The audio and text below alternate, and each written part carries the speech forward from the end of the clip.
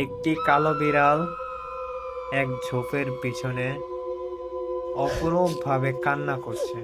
বিষয়টা আমার কাছে অনেক বিরক্তিকর লাগে।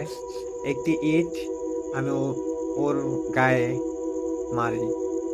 মারার পরে চিলি শব্দটা অফ হয়ে যায়। ঘরে ঢুকবো, এ সময় লক্ষ্য করে দেখি বিড়ালটা আমার দিকে অনেক বড় বড় চোখ করে তাকিয়ে আছে। আমি ওই দিকে লক্ষ্য না করে ঘরে চলে যাই। ঘরে যাওয়ার পর প্রতিদিনের মতো খাওয়া দাওয়া শেষ করে একটু পড়ালেখা করি। পড়ালেখা করে আমি আমার বেডে শুতে গেলাম। লাইট অফ করার পর আমি ঘরে একা শুয়ে আছি। রাত তখন 1টা নাগাদ। আমার মনে হচ্ছে যে কোনো একটা বাচ্চার কান্নার আওয়াজ আমার কানে আসছে। আমার তখন ঘুম ভেঙে যায়। আমি উঠে বসে পড়ি।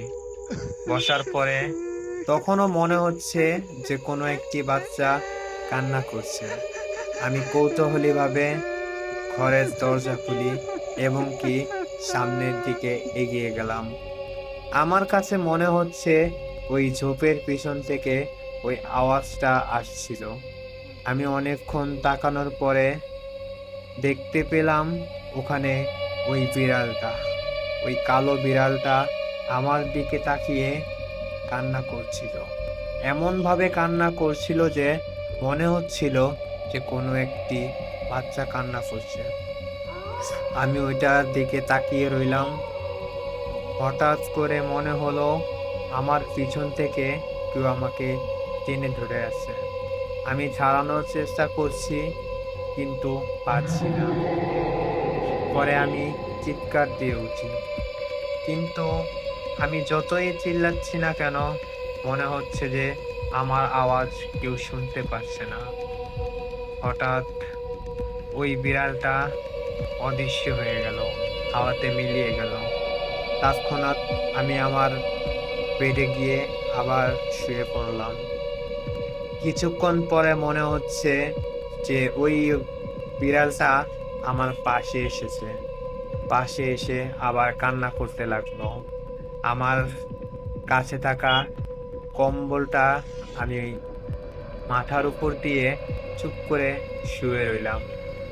কিন্তু পরবর্তীতে মনে হলো যে ওই কিছু একটা আমার বুকের উপরে অনেকটা ভারী অবস্থায় রইল। আমি যতই চেষ্টা করছি না কেন আমি ওটাকে সরাতে পারছি না। অনেকক্ষণ ওইটাকে সরানোর চেষ্টা করার পরেও পারছি না। হঠাৎ সূরা মনে হলো, সূরা কেরাত পড়ছিলাম, তখন দেখলাম যে আর কিছুই নেই। পরে রাত্রে ঘুমিয়ে পড়লাম। সকালে উঠে দেখি যে আমার এবং কি আমার সারা শরীরে নখের দাগ। মনে হচ্ছিল যে সেই বিড়ালটা আমাকে আছড়ে দিয়েছে ওই দাগ। একটু রক্ত বের হয়ে আছে। আমি তখন আমার মা বাবাকে পুরো ঘটনাটি বললাম, কালকের বিষয়টাও বললাম। তৎক্ষণাৎ তিনি এক হুজুরের কাছে আমাকে নিয়ে যায়। আর হুজুর আমাকে দেখে সবকিছু জিজ্ঞাসা করলো। আমি সবকিছুর উত্তর দিলাম। পরবর্তীতে উনি কয়েকটা দোয়া পরে আমাকে ফু দিয়ে দিল এবং কি আমাকে একটি তাবিজ দিয়ে দিল। আর এটাও বলল যে ওইটা ছিল একটি বদজিন। পরবর্তীতে ওই বাসাটা আমরা ছেড়ে দেই, অন্য জায়গায় চলে আসি।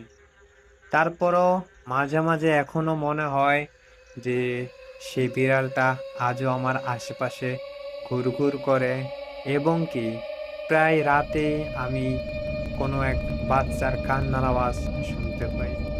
ঘটনাটি এখানেই শেষ।